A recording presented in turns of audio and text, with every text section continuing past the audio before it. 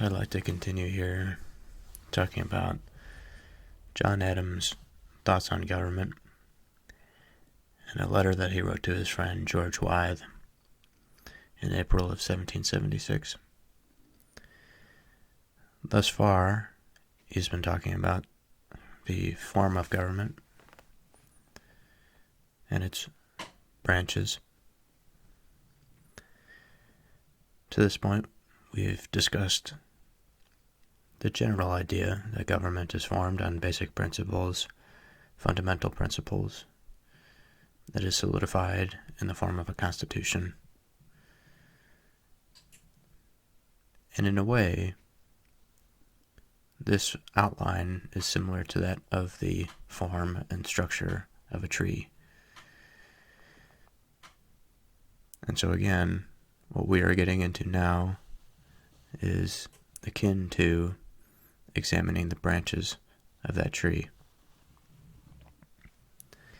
And so he's been discussing the potential conflict that can arise between different segments or bodies of the government, components of the government, and that is the conflict between the legislative and the executive. And so he says the judicial power, in such case, could not mediate or hold the balance between the two contending powers, because the legislative would undermine it. And this shows the necessity, too, of giving the executive power a negative upon the legislative. Otherwise, this will be continually encroaching upon that. To avoid these dangers, let a distinct assembly be constituted as a mediator between the two extreme branches of the legislature, that which represents the people and that which is vested with the executive power. So now we are talking of the legislative branch exclusively here. And so he says to avoid the danger of the legislative usurping the power of the judicial and coming into this perpetual conflict with the executive, we must form a mediator between the two extremes of this branch of the legislature. One which is the representation of the people, or I should say one that is formed of the representation of the people, and the other that is vested with the executive power.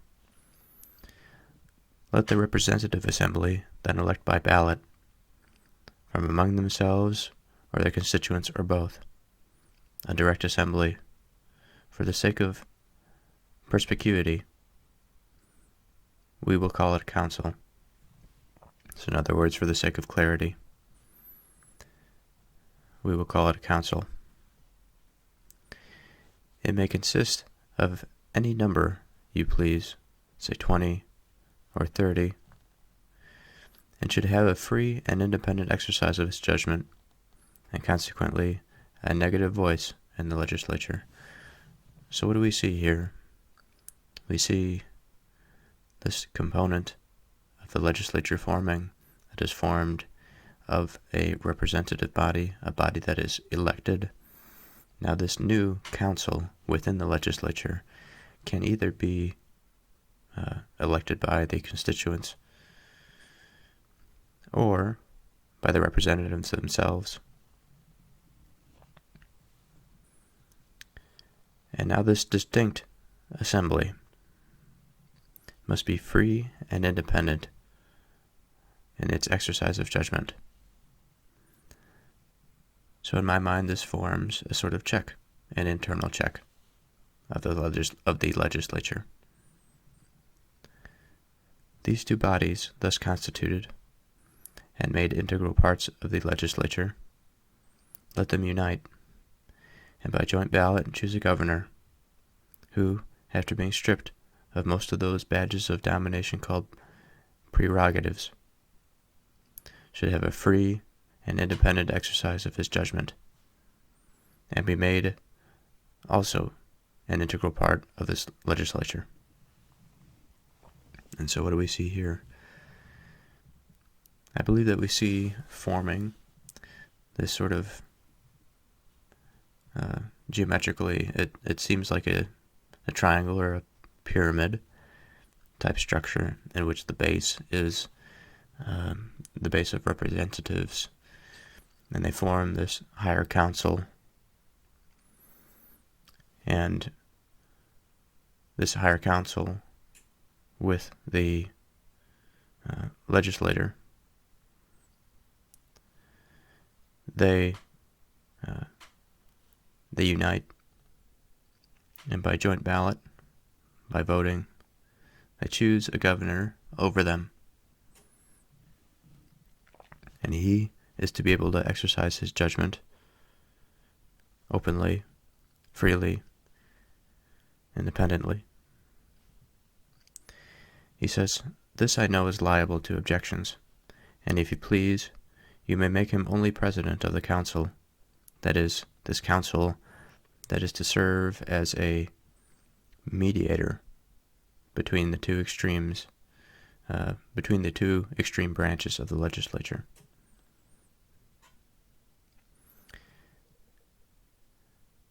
If you please, you may make him only president of the council, as in Connecticut, but as the governor is to be invested with the executive power, otherwise the power of, in a sense, decision-making, planning, action, the exercise and enforcement of law or of rule. And so he is to be invested with this executive power with the consent of council. I think he ought to have a negative upon the legislative, so another check against the legislative. An authoritative check, internal check to the legislative. If he is annually elected, he will always have so much reverence and affection for the people, their representatives and councilors, that although you give him an independent exercise of this judgment, he will seldom use it in opposition to the two houses, except in cases the public unity of which would be conspicuous, and some such cases would happen. So in other words, this new position, this executive position within the legislature that is formed, possibly at the top of this council, which again is elected by either the legislature themselves or by their constituents. So this person is to be elected annually, and by virtue of this regular and, in some sense, rapid rate of re-election, he will be beholden to those that are responsible for electing him. And so his own personal interest will be reduced, and the interest of those who are responsible for electing this governor will rise to the top. Otherwise, he won't be reelected if he goes against this body, this council.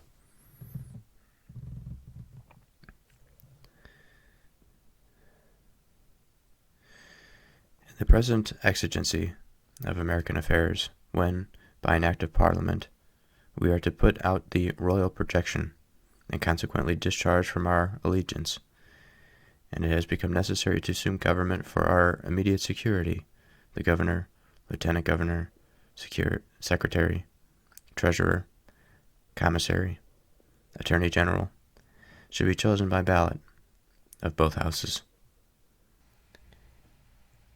And these and all of the elections, especially of representatives and councilors, should be annual, there not being in the whole circle of the sciences a maxim more infallible than this, quote, "Where the annual elections end, their slavery begins," end quote.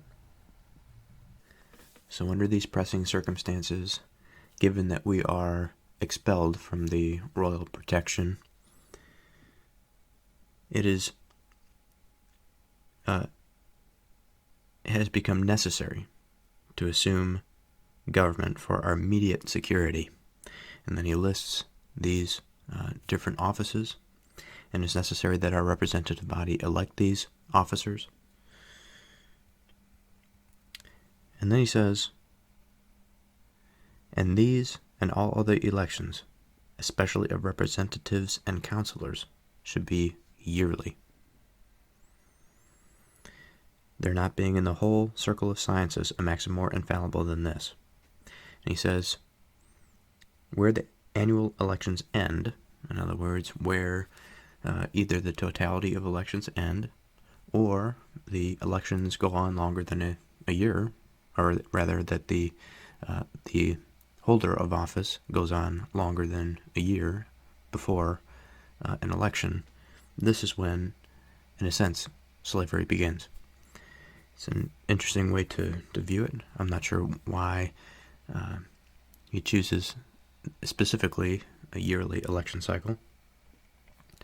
These great men, in this respect, should be, once a year, quote, like bubbles on the sea of matter born, they rise, they break, and to that sea they return. End quote. So, an interesting poem, right? I mean, like bubbles of the sea of matter born. So this sort of common, frequent event. They rise to the surface just as natural as can be, and then just as quickly as they rose to the surface, they break, they burst at the top. And to the sea they return. And it must be this way, because we can imagine a case where the bubbles rise to the surface, they don't pop. They are there forever. They accumulate more and more, just as a bureaucracy might accrue more and more. Of course, this is a different level of body that we're talking about, but within the individual, they accrue more and more influence. There is greater and greater time for nefarious activity to take place. Of course, also, a person that is in office for a greater amount of time also gains greater experience. So there is this risk and benefit ratio here.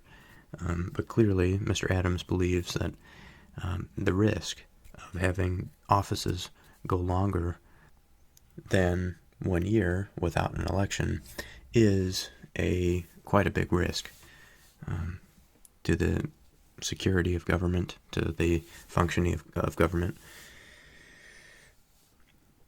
He goes on to say, this will teach them the great political virtues of humility, patience, and moderation, without which every man in power becomes a ravenous beast of prey. So, an interesting statement here. So, it's easy to understand how these annual elections will teach a politician these political virtues of humility, patience, and moderation. Because in order to be reelected, you have to have patience. You have to have patience with your constituents. You have to be humble. You have to recognize your mistakes, because if you don't, you're not going to get reelected. And moderation, because pure dogmatism, in a certain sense, will not lead, in the long run, to reelection, because change always takes place. Even if there is a general spirit there, the outline of that spirit, how we sort of superficially view that spirit, changes. And as a result, the politician must have this moderation, this understanding, and be able to adapt to changing circumstances, be able to apply certain principles to new circumstances, be able to adapt to change in a way that the constituents understand and respect. He continues, this mode of constituting the great office of state will answer very well for the present, but if, by experiment, it should be found inconvenient, the legislature may, at its leisure, devise other methods of creating them. By elections of people at large, as in Connecticut, or it may enlarge the term for which they shall be chosen over several years, or 3 years, or for life. Or make any alterations which the society shall find productive of its ease, its safety, its freedom, or in one word, its happiness. And then we see a degree of liberality here, perhaps, on the part of Mr. Adams. He's saying, okay, this mode of constituting the great offices of state will answer very well for the present, but, if practical application of this does not go to plan, or if it doesn't quite work out, then we might have to modify. We might have to expand it to a general election for the people at large, like they do in Connecticut. Or it might be the case that we just have to extend the time in which a person is in office before a re-election occurs. Of course, that brings into question the quote that he had earlier, where annual elections end, the slavery begins. That's something else also to keep in mind.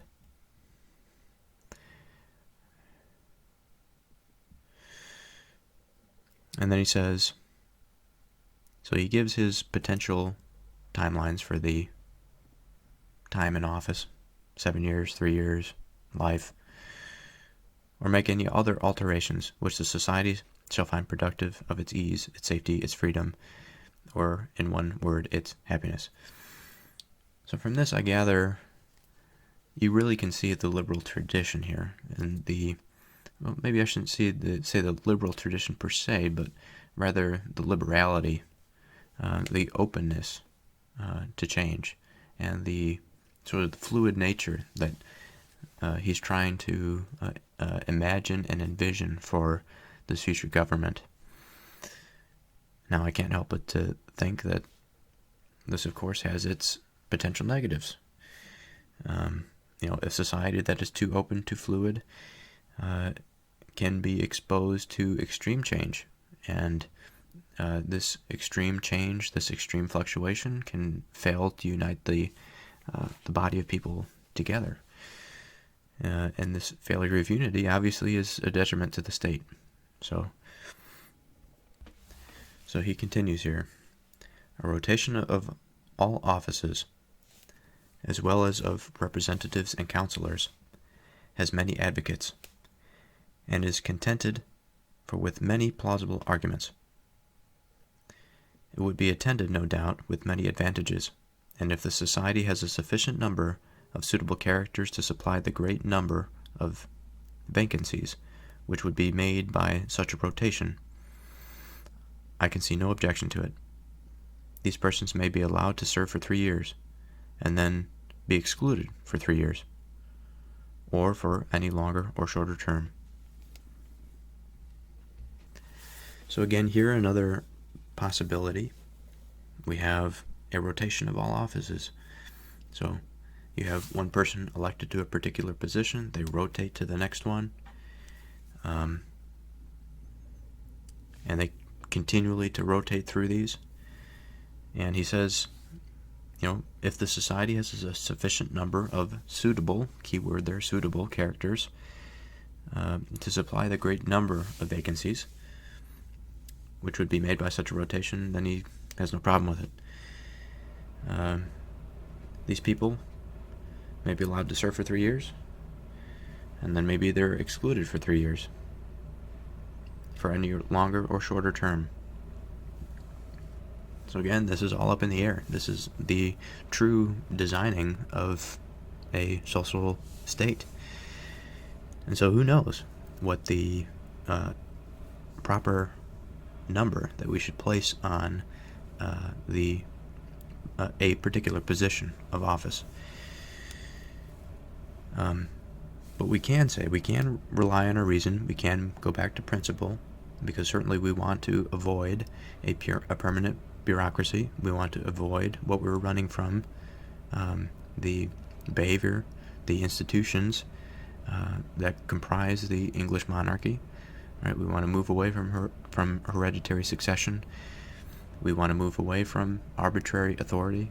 And so obviously we have to have some sort of limit on the term, but at the same time, we want to make sure that the person that is actually in office knows what they're doing. They have experience.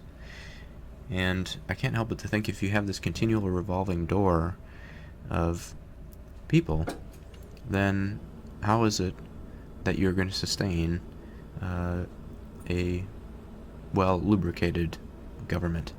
But if you do have an educated electorate, I use education there a bit loosely because it is not this superficial thing that we might think of today, like having a high school degree or having a college degree, because that really doesn't mean anything. It might influence a certain degree of probability, but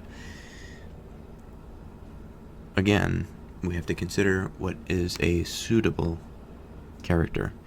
And now, what is a suitable character can be determined by the individual, ideally by his education. I mean, if a person is more educated, they should be able to be not only more suitable for a position, but also be able to determine if somebody is actually suitable for a position, because they understand the nature of the position,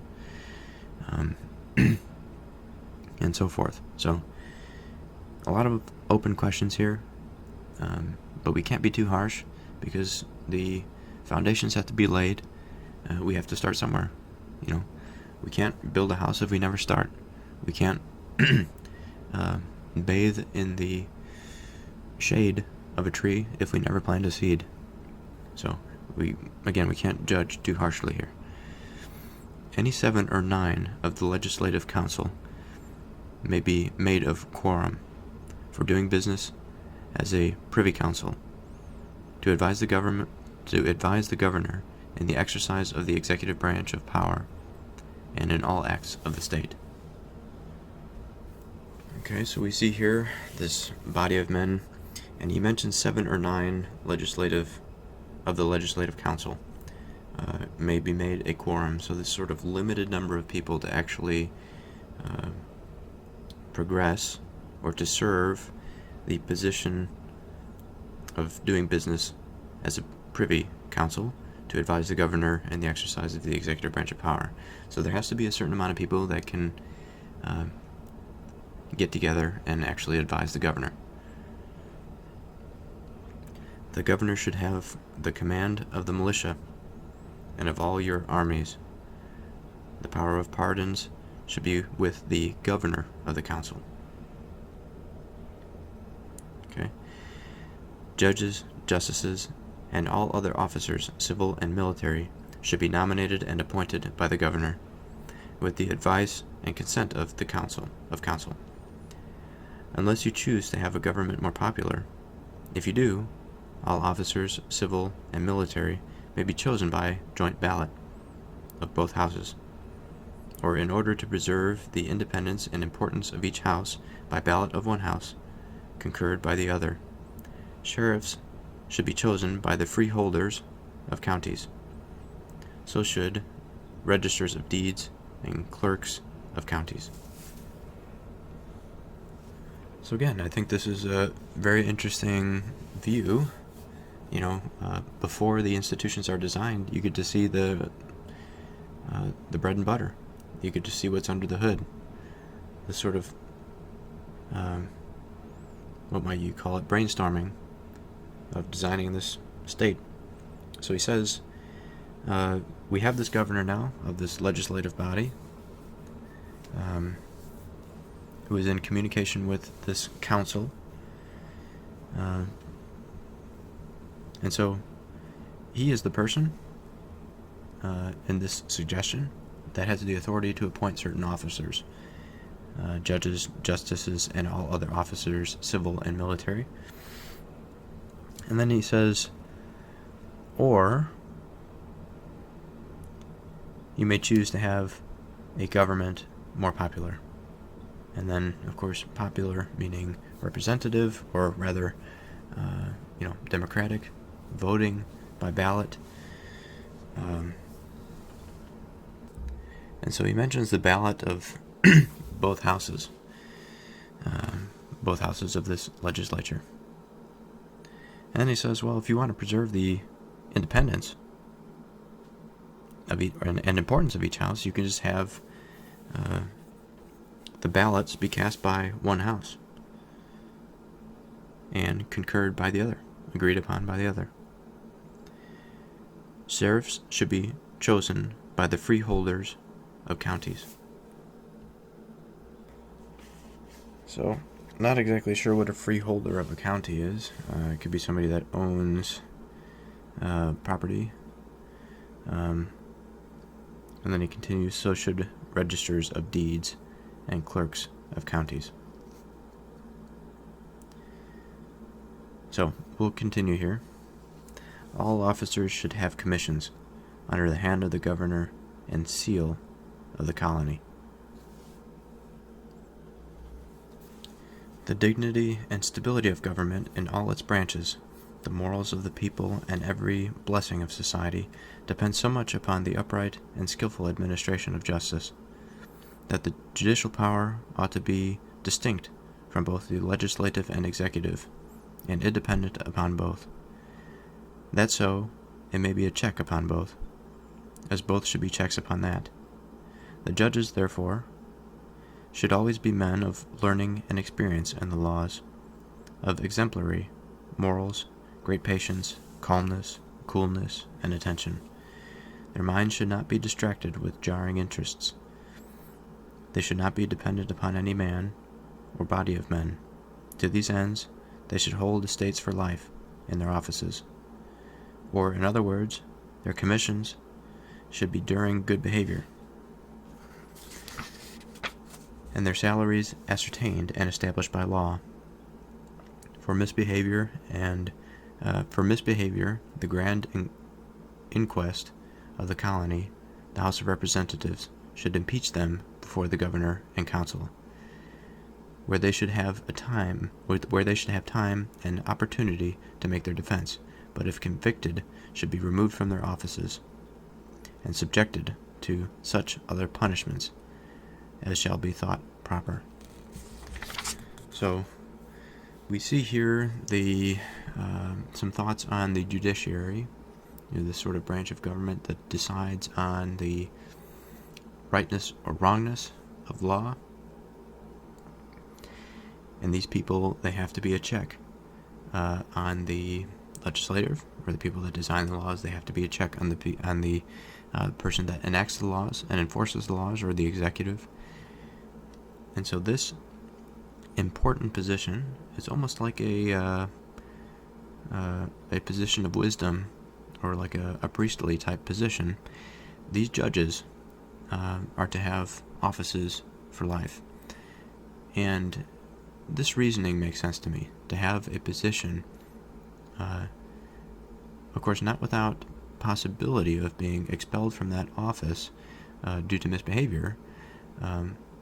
Barring that, these offices should be held by people who have an interest in the law, first and foremost, and they have the exemplary morals, great patience, calmness, coolness, and attention that he describes, which are the prerequisite for such a position to decide on the rightness or wrongness of law. Now, when I say right or wrongness, I understand that there is a degree of blurred territory in law, somewhere in the smallest of spaces. But when I say right and wrong, I mean more so in terms of an individual that understands the law and understands how to apply it. And so they can more effectively use their reason to make judgments on that law, whether it is broken or not, whether the law itself is applied rightly or wrongly.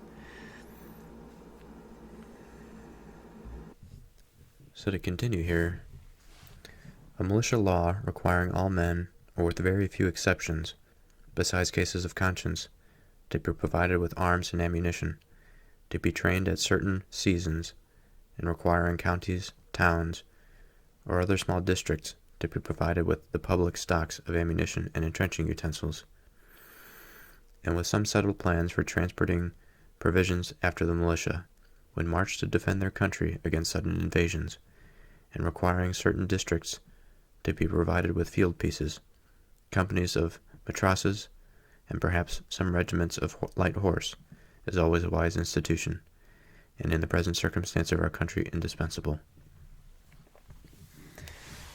Okay, so we see a form of martial law ensuring the protection of their country. And this requires all men to train regularly at regular seasons. It requires them to have guns, ammunition, entrenching utensils, provisions for when they're on the march. He continues, laws for the liberal education of youth, especially of the lower class of people, are so extremely wise and useful that to a humane and generous mind no expense for this purpose would be thought extravagant. So unfortunately, when I think about this, I think that there's a certain level of context that's missing from this.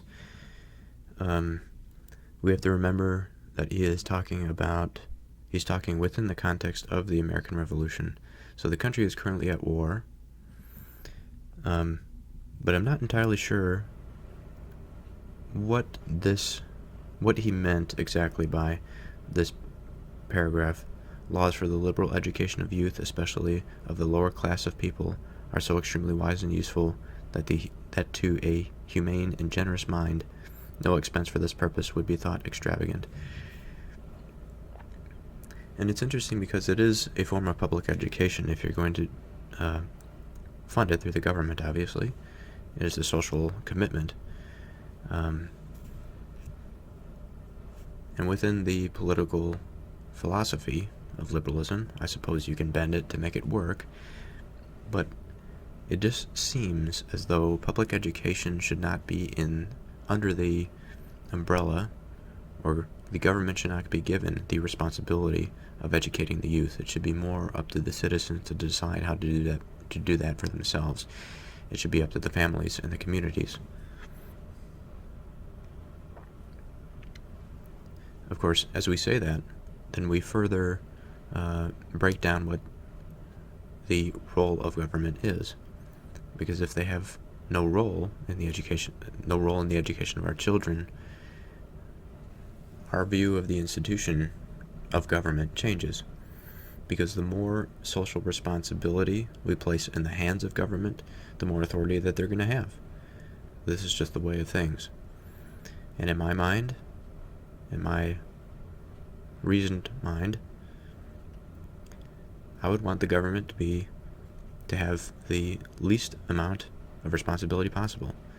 That is, they're responsible for writing and maintaining certain laws as pertains to protecting the principles outlined in the Constitution. But for most social affairs, it should be up to the citizens to design institutions to take care of their business.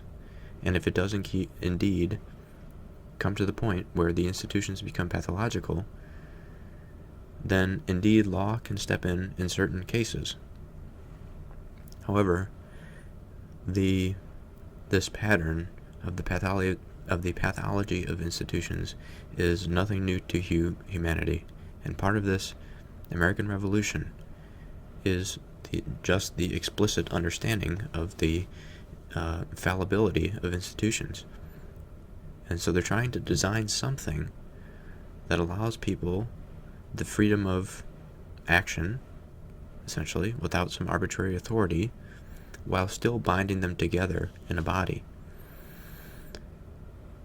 And so you have this trade-off. You have this binding power, and this binding power orients people in a certain manner, and it's defined by certain characteristics. It has its own identity. But getting this identity exactly right is very difficult, because I'm about to go over familiar ground here. But again, it is that if as government increases their social responsibilities, their power, their authority over its citizens will also increase. The citizens may have the choice not to attend public institutions, or maybe I should say social institutions, in the sense that government provides these services. Rather, the community in a way provides these services through the filter of government. So if I'm going to complete this circle here, what through line can we draw from this? That there is an inherent danger in every social institution of man, but it is not in the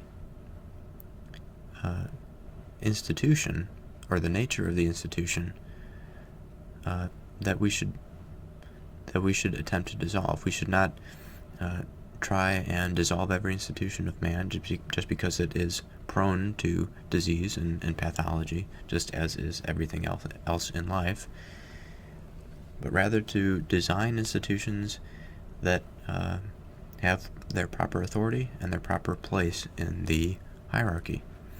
And when I mean hierarchy, I mean in the sense that an institution, so you have people coming together for some purpose. Eventually, this institution will take on a spirit of its own. And the spirit will be sort of a conglomerate of the people that give to it. Now, they may design an institution with particular principles in mind, and certainly it is the case, as we're talking about the pathology of institutions, that we can lose sight of these principles in light of perhaps security or safety, because as institutions grow and they morph, they are able to accept more and more individuals. They have greater and greater influence. They have more money, perhaps. They're more valuable to society. And it's very easy for the founding principles to be buried. And what's erected, not necessarily on top of them, but over them, are more base, inferior principles that sort of blind the eyes of the people that choose to participate in them. Perhaps there are many people that join the institution for parasitic reasons, and when they parasitize the institution, they corrupt the very founding principles. And when this happens, you have others, perhaps, that participate in this institution, and when they participate in this institution, they are after those fundamental principles.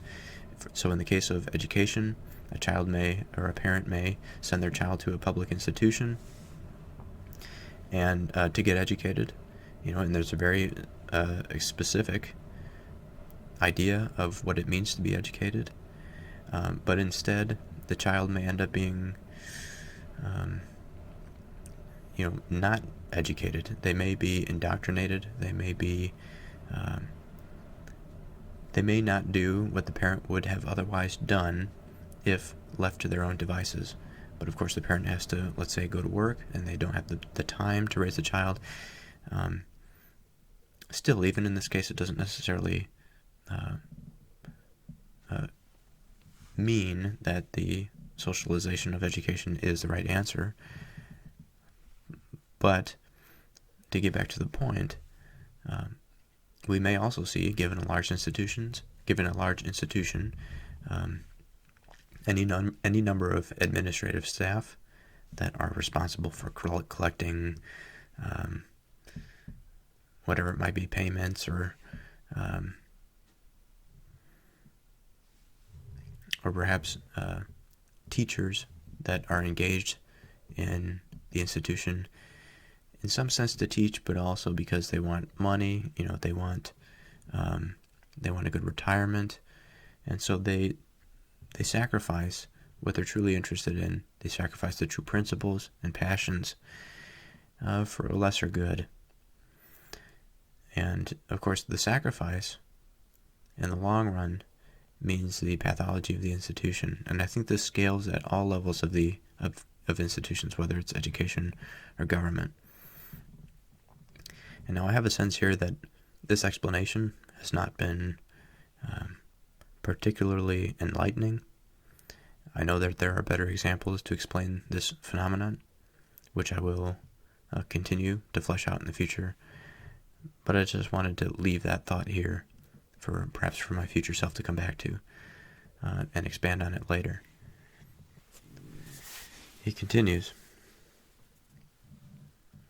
"The very mention of sumptuary laws will excite a smile. Whether our countrymen have wisdom and virtue enough to submit to them, I know not. But the happiness of the people might be greatly promoted by them, and the revenue saved sufficiently to carry on this war forever. Frugality is a great revenue, besides curing us of vanities, levities, and fopperies, which are real antidotes to all great, manly, and warlike virtues." So, let's see exactly what he means by this. So he mentions sumptuary laws, and from a quick Google definition, I'm hoping that this is the correct definition, but it seems to indicate that a sumptuary law is a law against a private expenditure. And when I asked Siri, she mentions something that limits the expenditure on food, a private expenditure on food. And if you were to view that at first glance, you might, I certainly sort of said, I'm not really sure exactly what he means by this. It sounds a bit authoritarian. And then he goes on to say, whether the country has wisdom enough to submit to them, he doesn't know. And then there's a catch-22 in the next sentence here. He says, "But the happiness of the people might be greatly promoted by them, by these sumptuary laws, by these limits to private expenditure."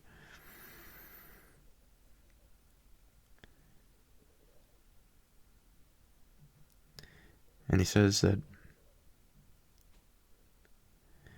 the revenue saved may be sufficient to carry on the war forever. And he says, so if you limit a person's expenditure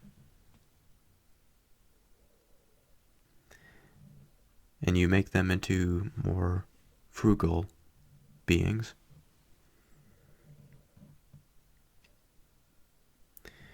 I'm not entirely sure how this translates into some sort of saved revenue. Because on one hand, because you can't tax somebody, the government can't extract money from people for the lack of some action. They can tax them over the sale of goods. It doesn't necessarily mean that this is right or just, but this is a possible way for government to do it. But I just don't see any feasible way that, in this case, a sumptuary law that's designed to limit somebody's spending will have the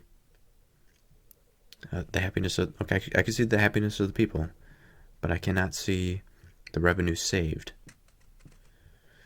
Unless, by this, he means that the very people that are going to be fighting in this war, if we have sumptuary laws that limit their consumption, they will have more money, and so therefore they themselves will have more to be able to spend on the war effort. And I think this is sort of an interesting conception if this is what he means, because of course it's not this nation at war type of feel. It's in the sense that it is centralized, but it's this different nation at war feeling. And this nation at war feeling is a collective understanding, a common sense type of national unity, that it is expected of the individual to sacrifice the luxuries in order so that they may have the extra resources to supply the war effort. So it's not a law requiring them, it's not like necessarily a martial law like in the previous paragraph, even though that is there in this time of war, or his suggestion at least. This is rather a law to limit their spending, again, so that they may participate, possibly, in the war effort. And so this next sentence is something that I agree with. I can see how this would make sense. He says, frugality is a great revenue. So, in the sense of, saving money, not spending on frivolous things, luxurious items. And I should also mention that sumptuary laws, I believe, were designed to limit the expense or expenditure on luxury goods, even though I mentioned food there. He says, besides curing us of vanities, levities, and fopperies, which are real antidotes to all great, manly, and warlike virtues.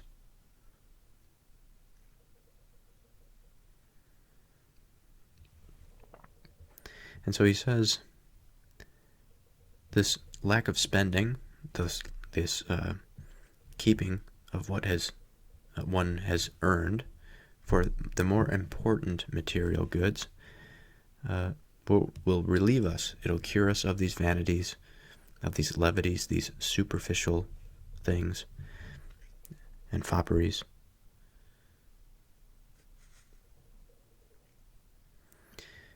And he says that these things are antidotes to the manly and warlike virtues which are necessary at this time. So we don't need an antidote to these manly and warlike virtues because we need them to fight this war. So we don't want the vanities, the levities, and the fopperies. What I don't agree with here is the use of law for that end. This seems sort of like an authoritarian end. Now, of course, in times of war, it is a complicated matter. I will have to admit that. So, I won't say too much more on that. He continues, but must not all commissions run in the name of a king? No. Why may they not as well run thus? Quote, the colony of blank to A. B. Greeting. And be tested by the governor. So I'm not entirely sure what he means by this, but what I think he means is something. So he begins the sentence by saying, but must not all commissions run in the name of the king? So mustn't they have this sort of centralized role under that unifying authority? And he says, no, it could be the case that the colony of whateversville contributes to A, B, greeting, and be tested by the governor. So, again, this is sort of an unclear bit of grammar here, in my opinion, but it's possible that this has to do with a more distributed system of coming together into forming a body of a commission of people who are selected for a particular task. And then he continues, why may not writs, instead of running in the name of the king, run thus? The colony of blank, whatever, to the sheriff and company, and to be tested by the Chief Justice. Why may not indictments conclude, quote, against the peace of the colony of whatever you want to put in there, blank, and the dignity of the same, end quote.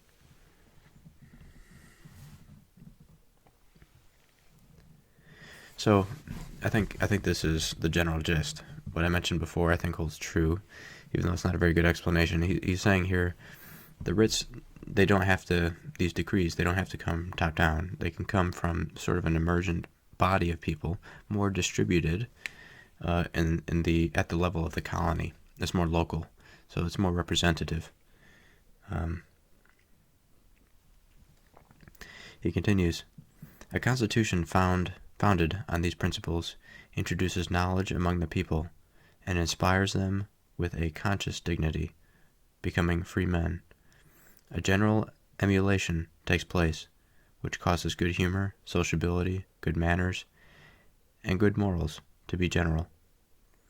That elevation of sentiment, inspired by such a government, makes the common people brave and enterprising.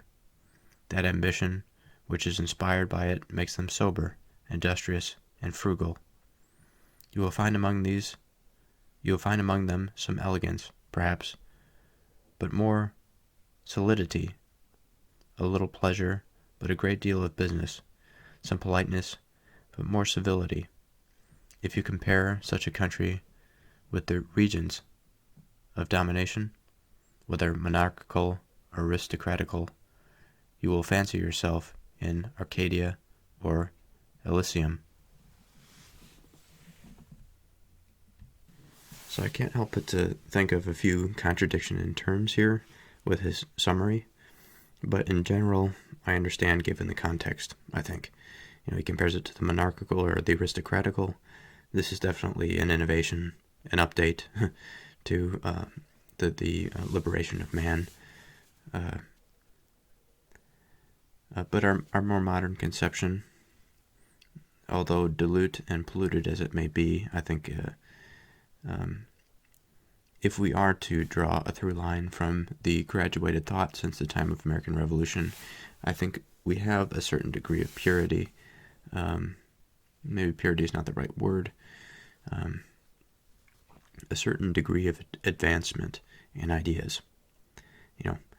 The fact that they are not completely applied to our current state doesn't necessarily mean that they don't exist or are not out there to be written. But again, I can't help but to think that if my mind can reason to this as a free person, a relatively free person, I see a couple contradictions in terms here with the, some of the more martial laws, the sumptuary laws.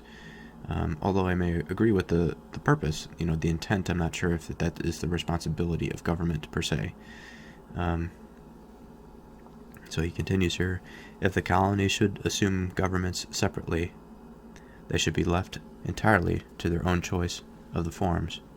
And if a continental constitution should be formed, it should be a Congress containing a fair and adequate representation of the colonies, and its authority should be sacredly confined to these cases, namely war, trade, disputes between colony and colony, the post office, and the unappropriated lands of the crown, as they used to be called. Okay, so given this paragraph here, I certainly agree with this, and perhaps I have misinterpreted something earlier. I'm not quite certain if this is the case or not, but certainly if the colonies should assume government separately, they're going to be left to their own devices, their own choice in how they want to form it. But then he says, and if a continental constitution should be formed to unite them, it should form a Congress, so a representative body among these different experiments, these different colonies. And he says that this body, this united body, must be limited. So this federation must be limited, namely to war, trade disputes between colony and colony, the post office, and the unappropriated lands of the crown, as they used to be called. And so we see here the development of a state, or of the colony, that has again, the central authority has much less power than the state or the colony, perhaps, which is more local, which is the way it should be like sort of an inverted pyramid, where the point or the tip of the spear has to do with the individual's. It springs from the individual soul. And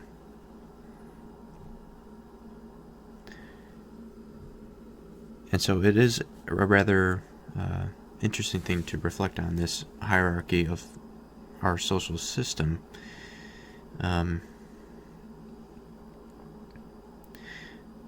But again, perhaps I've misunderstood something that he has said here, but I certainly, again, I agree with this federated structure. I agree that it should be limited in its character. I do think it's an interesting and unique idea for each colony to be their own little experiment. But as far as each colony, well, again, it goes back to these sumptuary laws, and this may be a thing of the time, but I'll move on for now. These colonies, under such forms of government, and in such a union, would be unconquerable by all the monarchies of Europe. You and I, my dear friend, have been sent into life at a time when the greatest lawgivers of antiquity would have wished to live. How few of the human race have ever enjoyed an opportunity of making an election of government, more than of air, soil, or climate, for themselves or their children.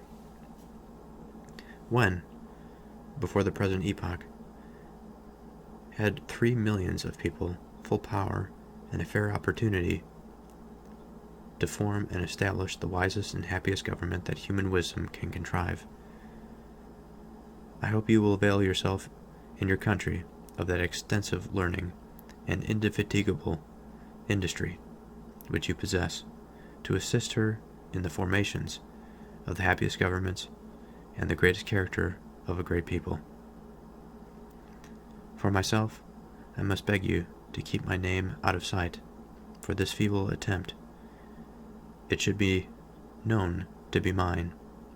If it should be known to be mine, would oblige me to apply myself those lines of the immortal John Milton in one of his sonnets. Quote, I did but prompt the age to quit their clogs by the plain rules of ancient liberty, when lo, a barbarous noise surrounded me of owls and cuckoos, asses, apes, and dogs. End quote. So again, this goes back to the window through which we can see the divine nature. And of course, the divine nature is sort of an offshoot, perhaps not the best way to put it, but it is a subset in the sort of divine hierarchy that comes from God. This spirit of liberty is seen, and he points to it clearly when he says, how few of the human race have ever enjoyed an opportunity of making an election of government, more than of air, soil, or climate, for themselves or their children, when, before the present epoch, have 3 millions of people full power and fair opportunity to form and establish the wisest and happiest government that human wisdom can contrive. So, I mean, he's saying, how great is it to be alive now, that we are united, we are collected into this spirit of liberty, this divine grace, if you will, and we have a real chance here to do something good for the future of mankind. And he says, I hope you will avail yourself in your country of that extensive learning and indefatigable industry which you possess, to assist her in the formations of the happiest governments and the great character of a great people. So again, these the salt of the earth people that are alive at this time, that all of them are united in this common direction. They are, in a sense, looking through the same window. They are seeing the same picture, and this picture is of a divine nature, this spirit of liberty. For myself, he says, I must beg you to keep my name out of sight, for this feeble attempt. if it should be known to be mine, would oblige me to apply to myself those lines of the immortal John Milton in one of his sonnets. And so what does the sonnet mean? And by the understanding of the meaning of this sonnet, we would know what John Adams means by the implication of his insecurity of people finding out his thoughts on government. But the sonnet says here, I did but prompt or suggest to this age, to this time, to this unified spirit, to quit their encumbrance and their impediments by the plain rules of an ancient liberty, when, lo and behold, a barbarous noise surrounded me, of owls, cuckoos, asses, apes, and dogs. So this subhumanness, this animal nature that surrounds him when he says, now's the time to quit the stuff that we have been chained to. It's time for liberation. So this is not quite the answer to the insecurity that I had mentioned before. So he says, for myself, I must beg you to keep my name out of sight. And he says, for this feeble attempt,